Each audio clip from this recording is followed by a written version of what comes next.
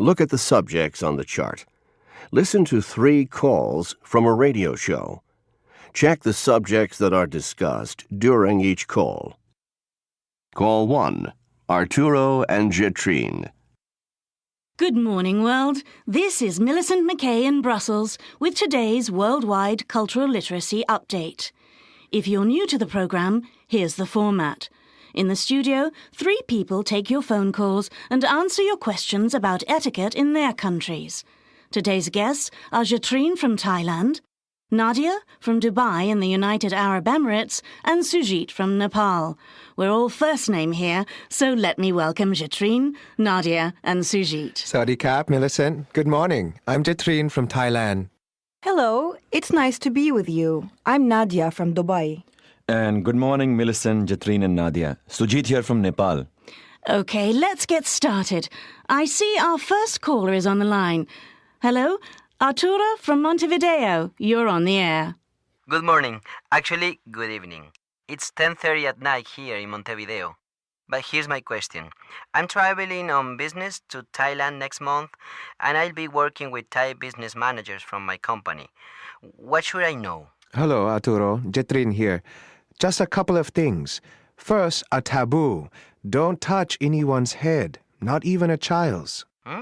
Well, I don't ordinarily touch people's heads, but if you don't mind my asking, what's wrong with touching someone's head? Well, we believe the head is where the person's soul lives, so it's very disrespectful and offensive to touch a person's head. Any other tips? Well, when you are seated, be sure not to cross your legs in such a way that others can see the bottom of your foot. Actually, I knew that. But don't worry, it's good to be reminded. I do have one more specific question before I hang up. Sure. What's that? In Uruguay, it's customary to shake hands, and I know Thai people greet each other with a Y. Will it seem impolite for a foreigner to do the Y? And what happens if I don't do it right? Will that be offensive? Absolutely not. Just put the palms of your hands together on your chest and bow slightly.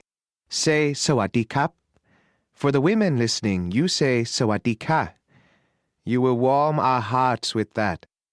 Don't worry if you don't do it exactly the way Thais do it, and don't worry about the pronunciation. Have a wonderful trip to Thailand. Try to do some sightseeing and taste our wonderful food. Thanks so much. Thank you, Jetrine and Arturo, for a good lesson in cultural literacy. Let's take a break and then another call. Call 2. Hiroko and Nadia. Welcome back, listeners. This is Millicent McKay with a worldwide town meeting answering all your questions about do's and taboos around the world. Let's say hello to Hiroko from Osaka, Japan. Hiroko, you're on the air. Thank you, Millicent. My husband and I are going to Dubai. He's a banker and has business there, but I'm going with him as a tourist. I'm very interested in all kinds of culture, and I understand Dubai is very different from Japan. I have 3 questions. Hello, Hiroko. Nadia on the line. Thanks, Nadia. If I'm alone, can I walk on the street or drive a car? When we went to Saudi Arabia, women were not permitted to go out alone or drive. Absolutely. As a woman traveler, you will have no difficulty getting around, even if you are alone. You can drive, and as long as you dress modestly, you can wear whatever you like. Second question. I don't speak any Arabic. Again, no problem. As you know, Arabic is the official language of Dubai, but English is commonly used in tourism and commerce. You speak very good English, Nadia. Where did you learn it? I actually am an English teacher. I learned my English in the United States, at the University of Wisconsin. And my last question. I'm an amateur photographer. Will I be able to take pictures in Dubai? Well, yes, but you should know that it is considered offensive to take pictures of Muslim women here. Oh, I'm glad I asked. What about pictures of men? Well, yes, just be sure to ask permission. I don't know how to thank you. I'm really looking forward to the trip. We'll be right back with our final call. Call 3. Javier and Sujit. I think we have time for one more caller. Javier from Mexico City, welcome to the show. How can we help you? I'm going to Nepal next month on an international trek. I'll be staying with a Nepalese family for a weekend, and I want to be sure I don't offend anyone. Mexico is very different from Nepal. Well, let's ask Sujit to comment.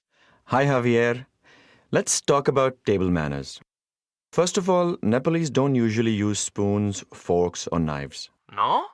So how do the people eat? How will I eat? Well, your host will eat with their right hand, never the left hand, but I'm sure they'll provide you with spoons and forks. If they're welcoming foreigners into their home, they'll want you to be comfortable. But remember one important taboo. Beef is strictly forbidden as a food in both Hindu and Buddhist homes. Our typical food, however, is wonderful and very flavorful and healthy. That's great, because I'm Mexican, and we have great food in Mexico too. I love good food when I travel. Sujit, I'm very interested in culture, but I don't know much about Hinduism and Buddhism. What can you tell me? Well, if you visit a Hindu temple or a Buddhist shrine, you must remove your shoes, or if you prefer, you can wear open sandals. Check first, in some Hindu temples, non-Hindus can't enter. And very important, don't take leather things near the temple. And if you want to take a picture, be sure to ask before using your camera. Thanks so much. I feel very prepared now. My pleasure. Well, that's all we have time for today. Until next time, this is Millicent McKay in Brussels, reminding you that in today's world, cultural literacy is an essential survival skill.